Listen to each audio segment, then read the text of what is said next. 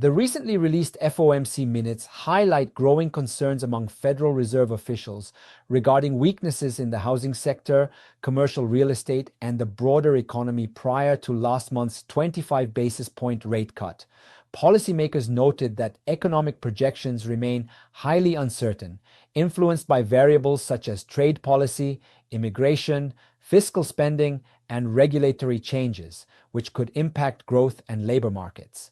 Staff highlighted downside risks to employment amid modest GDP growth, while also cautioning that inflation could persist above baseline projections.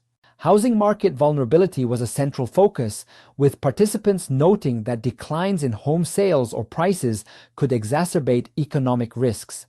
Danielle Hale, chief economist at Realtor.com, emphasized that ongoing affordability issues continue to weaken demand for new home sales, with potential ripple effects on construction and employment.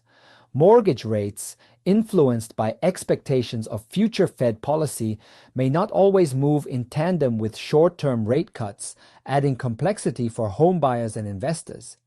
Market analysts, including Wells Fargo advisors, point out the Fed's challenge in balancing the risk of rising inflation against potential increases in unemployment. The minutes suggest that future policy actions will weigh the interplay between housing, employment, and inflation carefully.